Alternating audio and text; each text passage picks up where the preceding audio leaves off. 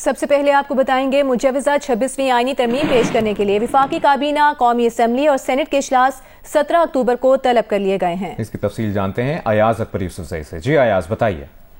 جی بالکل، 26ویں آئینی ترمیم پر پارلیمنٹ کی خصوصی کمیٹی کا جو اجلاس ہونا تھا پہلے 17 کو، اب وہ 16 کو ہوگا، اور ساتھ ساتھ 17 تاریخ کو ہی سب سے پہلے وفاقی کابینہ کا اجلاس ہوگا جو کہ طلب کر لیا گیا ہے۔ اس کے بعد پھر قومی اسمبلی کا اجلاس ہوگا اور اس کے بعد سینٹ کا اجلاس ہوگا۔ یہ 17 تاریخ کو ہی تینوں جو ہے وہ اہم اجلاس طلب کیے گئے ہیں۔ ذرائع کے مطابق 26ویں آئینی ترمیم کے حوالے سے پہلے وفاقی کابینہ سے منظوری لی جائے گی، اور اس کے بعد منظوری کے بعد یہی جو ہے یہ ترامیم جو ہے قومی اسمبلی میں پیش کی جائیں گی اور بعد میں سینٹ میں منظوری کے لیے پیش ہوں گی، اور اس کے بعد صدر مملکت کے پاس چلی جائیں گی۔ 17 تاریخ کو ہی تمام پروسیس جو ہے مکمل کرنے کے حوالے سے حکومت کی حکمت عملی ہے، اسی لیے حکومت نے جو ہے 17 تاریخ کو 3 اہم اجلاس طلب کیے ہیں۔ جی شکریہ آپ کا ایاز اکبر، آپ ہمیں اپڈیٹ کر رہے تھے۔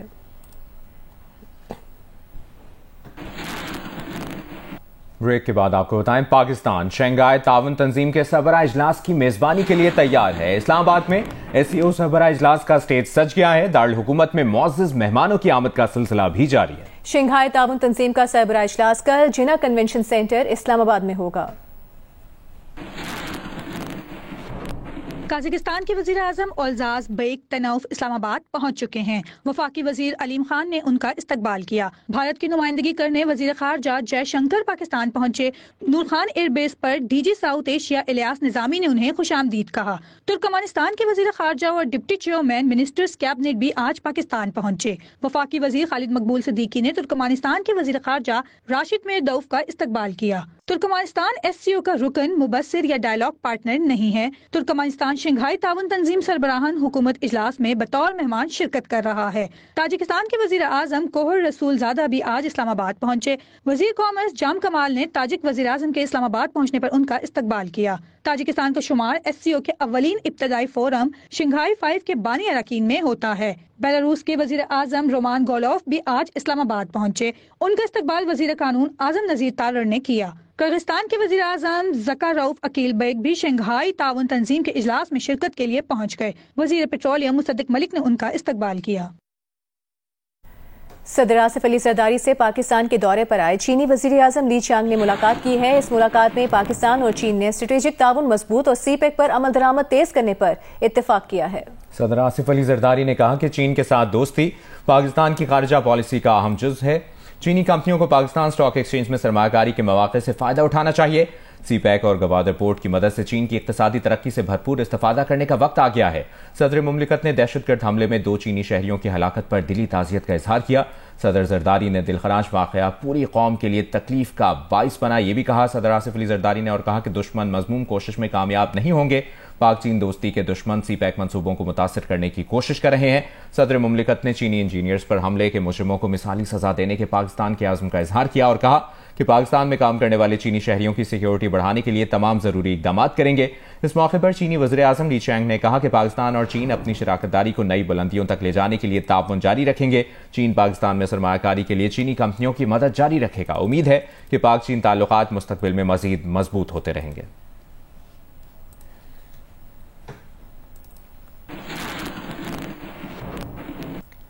وزیر اعظم شہباز شریف سے تاجکستان کے وزیر اعظم قاہر رسول زادہ نے ملاقات کی ہے۔ وزیر اعظم شہباز شریف نے اس ملاقات میں 2 طرفہ تعلقات میں مثبت پیش رفت پر اطمینان کا اظہار کیا ہے۔ وزیر اعظم نے کہا کہ پاکستان اور تاجکستان کے درمیان دوستی اور تعاون کا پائیدار رشتہ ہے۔ وزیر اعظم شہباز شریف سے تاجکستان کے وزیر کی ملاقات ہوئی ہے۔ وزیر اعظم شہباز شریف نے اس ملاقات میں 2 طرفہ تعلقات میں مثبت پیش رفت پر اطمینان کا اظہار کیا ہے۔ تاجکستان کے وزیر اعظم سے وزیر اعظم شہباز شریف کی ملاقات کے مناظر بھی آپ سکرین پر دیکھ رہے ہیں۔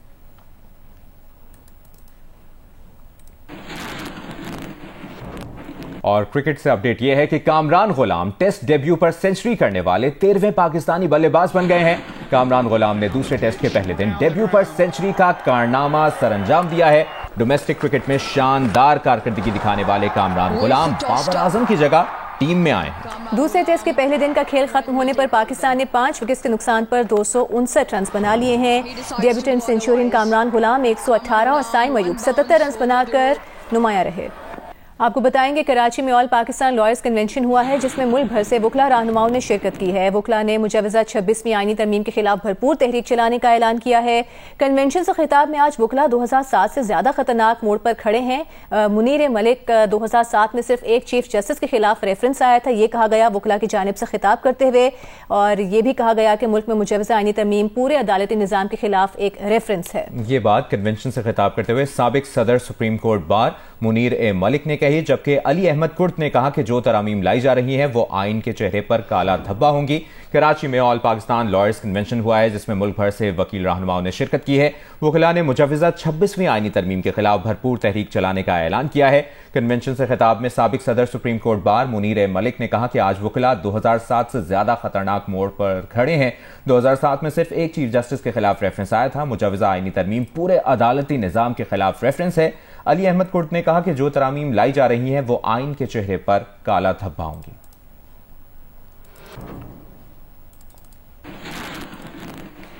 اور ابھی آپ کو بتائیں امیر JUI مولانا فضل الرحمان آج کراچی میں بلاول بھٹو زرداری سے ملاقات کریں گے۔ پیپلز پارٹی کے مطابق مولانا فضل الرحمان اور بلاول بھٹو کی ملاقات میں آئینی ترامیم اور دیگر اہم معاملات پر گفتگو ہوگی۔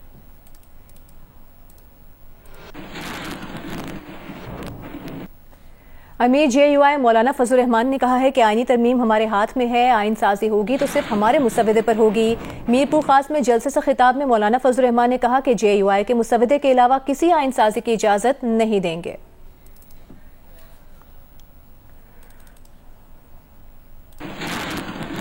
کہنے لگے آپ ہمارے ساتھ آپ ہمیں ووٹ دیں۔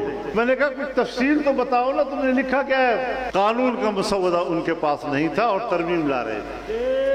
آخر ہم نے دباؤ ڈالا اور پھر آدھی رات میں ایک کالی تھیلی کے اندر ایک کالا مسودہ ہمارے پاس پہنچ گیا۔ آج اس طرح کی کٹ پتلی اسمبلیوں سے تم اپنے مفادات کے ترامیم حاصل کرتے ہو۔ آئینی ترمیم وہ بھی ہم نے اپنے ہاتھ میں لے لی ہے اور اب ہمارے مسودے پر انشاءاللہ قانون سازی ہوگی۔ ہمارے مسودے کے خلاف ہم کوئی قانون سازی اور آئین سازی کی اجازت نہیں دے سکیں گے۔ چیئرمین پیپلز پارٹی بلاول بھٹو زرداری نے کہا ہے کہ جو سیاسی مخالفین آج آئینی عدالت کی مخالفت کر رہے ہیں، ماضی میں وہ پیپلز پارٹی کی انہی عدالتی اصلاحات کی حمایت کر چکے ہیں۔ آج ان کی مخالفت کی وجہ شخصی پسند و ناپسند یا سیاسی جانبداری ہے۔ اپنے بیان میں بلاول بھٹو زرداری نے کہا کہ عدالتی اصلاحات پر پیپلز پارٹی کا موقف گزشتہ 2 عشروں سے یہی رہا ہے جو آج ہے۔ پیپلز پارٹی نے 2007 سے ہر الیکشن اسی منشور پر لڑا ہے۔ پیپلز پارٹی کے ہر نمائندے کو وفاقی آئینی عدالت کے قیام کے لیے ہی مینڈیٹ دیا گیا ہے۔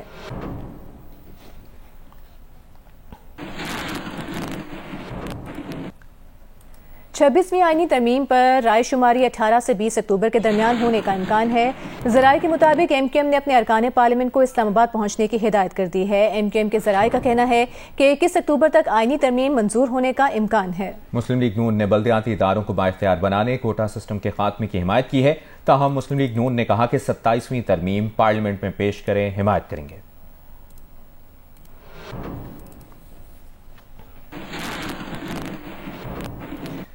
بریک کے بعد آپ کو بتائیں گے کینیڈا نے بھارتی حکومت کی تشدد مہم سے تعلق پر انڈین ہائی کمشنر سمیت 6 سفارتی اہلکاروں کو ملک بدر کر دیا۔ کینیڈین پولیس کا کہنا ہے کہ شواہد ہیں کہ بھارتی سفارتکار خفیہ سرگرمیوں کے لیے اپنی سرکاری حیثیت کا فائدہ اٹھا رہے ہیں۔ بھارتی حکومت کینیڈا میں اپنے عہدیداران کے ذریعے معلومات اکٹھی کر رہی ہے اور جنوبی ایشیائی کمیونٹی ارکان کو نشانہ بنانے کے لیے استعمال کرتی ہے۔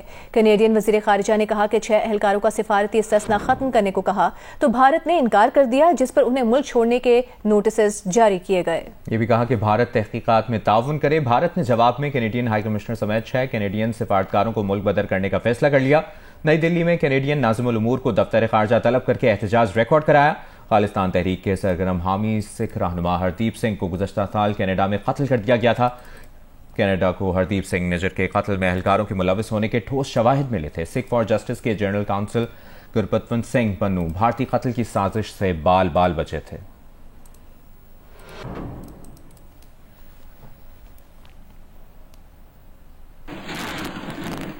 اور ٹیسٹ ڈیبیو پر سینچری کرنے والے کامران غلام کے بھائیوں سے گفتگو کی ہے نمائندہ جیو نیوز سہیل عمران نے۔ آئیے آپ کو دکھاتے ہیں۔ डेब्यू पर सेंचुरी करने वाले कामरान गुलाम के भाई इस वक्त मेरे साथ मौजूद है, एक नहीं धोनी, चारों भाई जो इनके आज मौजूद थे यहाँ पर मुल्तान स्टेडियम में पीसीबी के मेहमान थे। कैसी फीलिंग है? आपने तो पूरी एक इनिंग्स बॉल देखी उनकी पूरी इनिंग्स की। ये ड्रीम होता हमारा कि आज उनका डेब्यू और इस तरह डेब्यू, तो खुशी तो हम बयान नहीं कर सकते। बहरहाल खुशी तो इस तरह आप लोगों ने देखी भी होगी। जो आपकी क्या था उम्मीद थी कि डेब्यू पे सेंचुरी मिलेगा? क्योंकि बड़ा वेट किया, वो खुद भी बता रहे थे कि मैं बड़ा बेचैन था कि मुझे मौका मिले। जी बिल्कुल, हमें तो 100% उम्मीद थी। जिस तरह वो पिछले 4-5 साल से परफॉर्म दे रहा था और जिस तरह वो मेहनत कर रहा था, तो हमें 100% उम्मीद थी कि उसमें टैलेंट है। कामरान बाबर आजम की अपनी एक जगह है, वो पाकिस्तान का हमारा एक सुपरस्टार है। इस तरह नहीं है, लेकिन कामरान भी जिस तरह लास्ट 4-5 साल से खेल के आ रहा है, तो जाहिर है बाबर आजम तभी बनता है जब आप उनको पाकिस्तान में चांस देते हैं, तभी नाम बनता है। तो इंशाल्लाह जिस तरह भी कामरान गुलाम को मौका मिला, उसने पहले डेब्यू में सेंचुरी की, तो इंशाल्लाह आगे बन के इंशाल्लाह इस तरह पाकिस्तान का नाम रोशन करेगा।